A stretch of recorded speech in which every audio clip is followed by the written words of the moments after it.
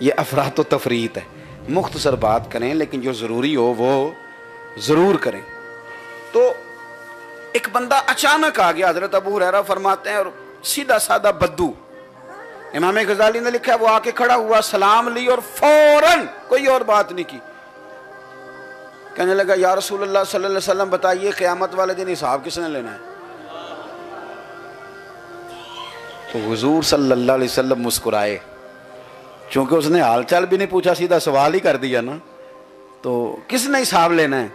تو حضور فرمانے لگے بھئی سیدھی سی بات ہے, حساب تو اللہ کریم نہیں لینا ہے, رب کریم نے حساب لینا ہے. اس نے یہ لفظ سنے نا تو اس کے ہاتھ میں رومال تھا, وہ اس نے کندھے پہ رکھا اور چلنے لگا.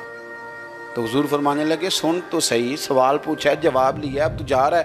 کہنے لگا حضور بس اتنا ہی پوچھنا تھا, اگر اللہ نے حساب لینا ہے تو اللہ بڑا کریم ہے, اور کریم جب غالب ہوتا ہے تو معاف ہی کرتا ہے, اس نے حساب لینا تو پھر کرم ہی ہونا ہے. یہ کہہ کے وہ چلا گیا. حضور خاموش ہو گئے, مسکراتے رہے. حضرت ابو ہریرہ کہتے ہیں ہم نے پوچھا یا رسول اللہ یہ کیا کر گیا, کیا جواب لے گیا, کیا کہہ گیا؟ حضور فرمانے لگے بندہ سادہ تھا, بات سیانی کر کے گیا ہے, بات ٹھیک کر گیا ہے کہ اللہ کریم. یہ حضور نے ہمارے عقائد مضبوط کیے. رسول پاک صلی اللہ علیہ وسلم نے ہمارے عقائد, حضور نے ہمیں عقیدہ رسالت بھی سمجھایا.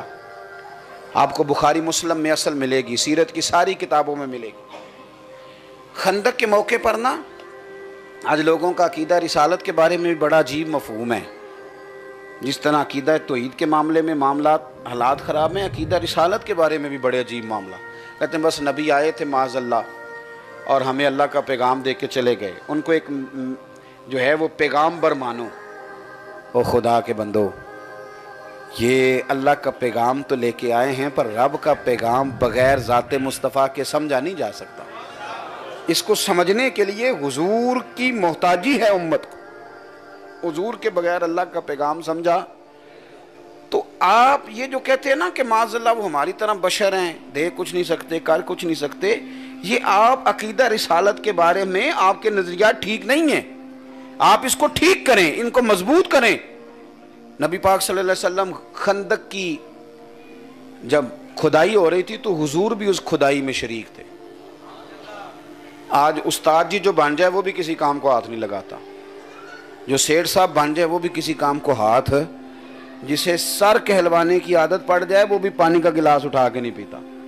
حضور سید عالم صلی اللہ علیہ وسلم اپنے دست مبارک سے خندق کھود رہے ہیں, ایک چٹان نہیں ٹوٹتی تھی تو صحابہ نے کہا حضور نہیں ٹوٹتی, فرمایا کدال مجھے دو. کہتے ہیں ہم نے حضور کو دی, سمجھے تھوڑا دیا. کہتے ہیں حضور نے ایک ہتھوڑا مارا, جب ہتھوڑا لگتا ہے نا پتھر کو تو تھوڑی سی نا چمک نکلتی. کہتے ہیں حضور نے ہتھوڑا مارا تو فرمایا لو بھائی ہتھوڑا یہاں مارا ہے, اور فرمانے لگے لو بھی اللہ نے ملک کے شام کی چابیاں مجھے عطا کر دی, لو کنجیاں مل گئیں, اب شام بھی ہمارا ہے, یہ فتح ہو جائے. دوسرا تھوڑا مارا تو فرمایا لو بھی رب نے یمن کی چابیاں بھی دے دی. یہ نبی کی طاقت ہے, یہ پیغمبر کی. حضور فرماتے ہیں کہ ہمارے خالی ہاتھوں کو خالی ہاتھ نہ سمجھو, یہ تو ملکوں کے خزانوں کی چابیوں سے بھرے ہوئے ہیں. تیسرا تھوڑا مارا تو فرمایا لو بھی شام کی چابیاں بھی اللہ نے دے دی.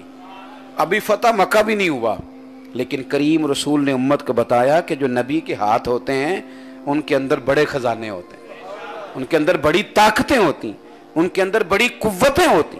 حضور سید عالم صلی اللہ تعالی علیہ وسلم فرمانے لگے لو اللہ نے مجھے تین ملکوں کی چابیاں دے دی. صحابہ کہتے ہیں وہ بات حضور نے خندق میں کی تھی, لیکن وقت گزرا, حضرت عمر کا زمانہ آیا, اور جب وہ علاقے فتح ہوئے اور ان علاقوں کے ہر شہر میں مدینے والے کے نام کی اذان پڑی گئی, تو ہمیں سمجھ آ گئی کہ چابیاں واقعی دست مصطفیٰ میں, واقعی حضور کے دست مبارک میں.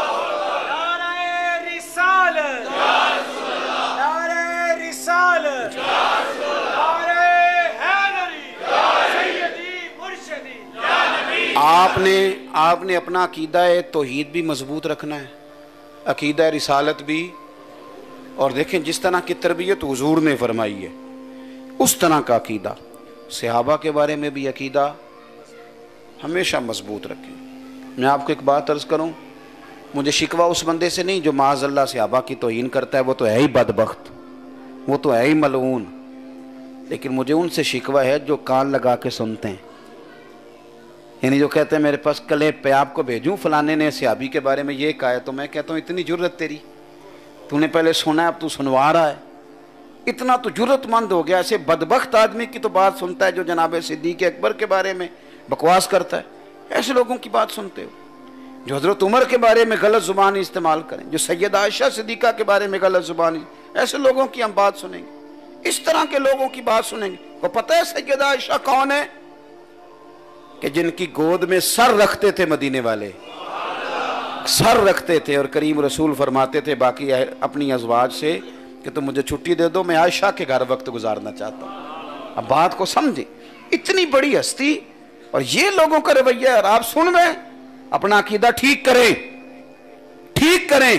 ہم تو بچپن میں چھوٹے ہوتے تھے نا، تو ہمارے ابا جی ساتھ والوں سے ناراض ہو جاتے تھے، سگے چچا سے بھی، چھوٹے بچپن میں۔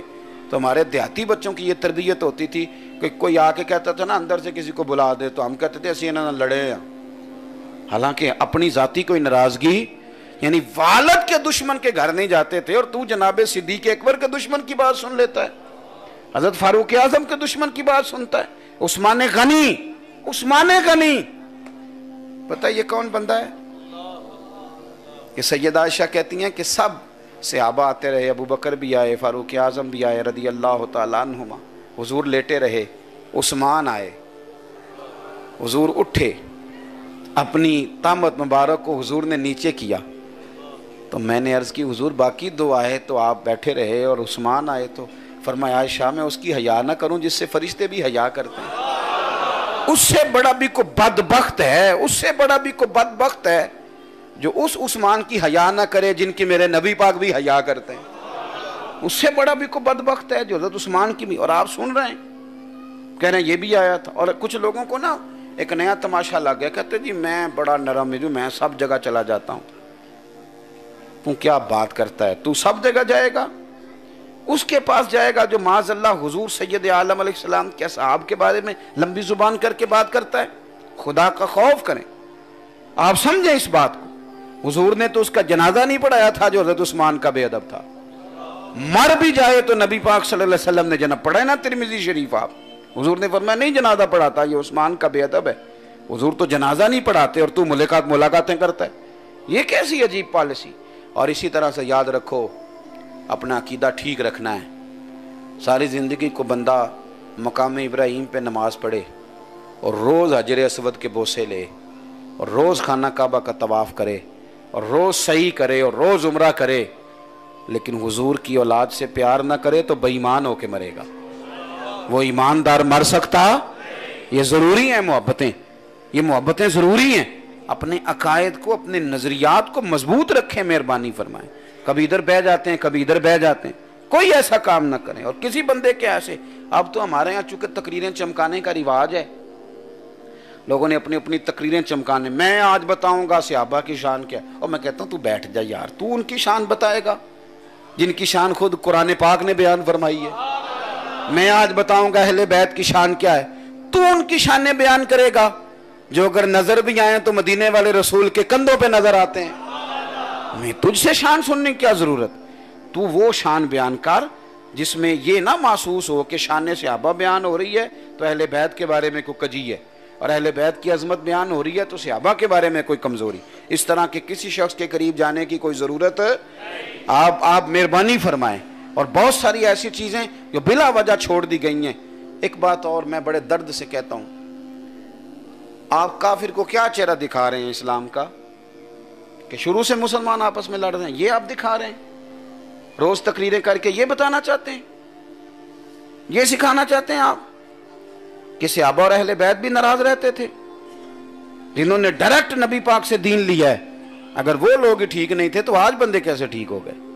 تو یہ بہت ساری خرابیاں جو آج پیدا ہو رہی ہیں، ان کا ایک ہی حل ہے، ایک ہی، یہ میں تقریر آپ سے کر رہا ہوں، یہ بات آپ کو سمجھ، ایک ہی حل ہے اس کا۔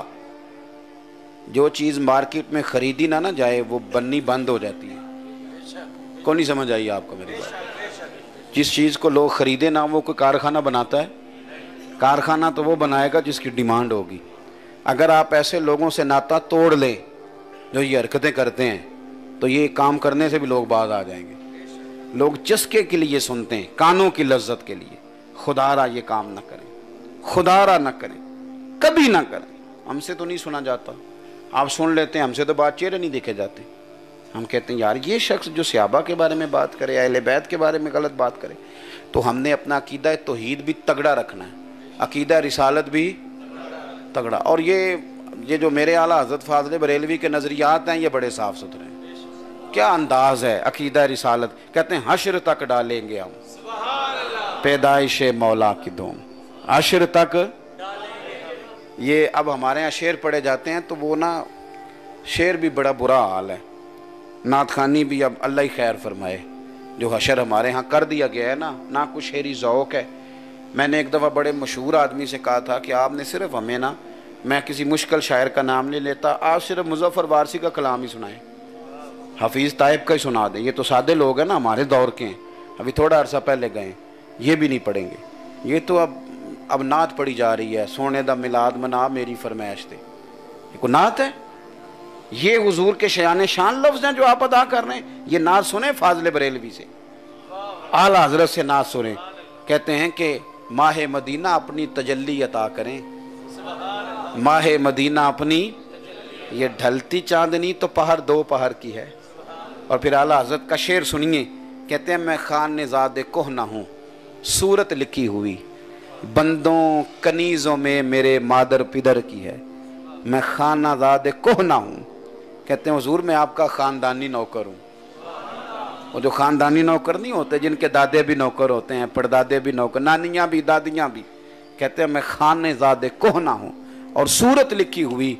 हुजूर हमारी तो शक्लें से आप वाकिफ़ हैं कि हम आपके ख़ानदानी नौकर हैं। और कहते हैं बंदों कनीज़ों में मेरे मादर पिदर की है, कहते हैं मेरे माँ बाप के नाम भी आपके रजिस्टरों में लिखे हैं कि हम दरवाज़ा रसूल के ख़ानदानी ग़ुलाम हैं। ये शेर है, ये शेर का हुस्न है। तो आप खूबसूरत अंदाज में हुजूर का जिक्र करें और आप कोशिश करें कि अकीदा ख़राब ना होने पाए, कोई ऐसा काम ना करें जिससे कि ख़राबी लाज़िम आए। अल्लाह के हुजूर दुआ है, अल्लाह हमें ईमान पे कायम रखे, ईमान पे मौत अता फ़रमाए। आखिर दावा।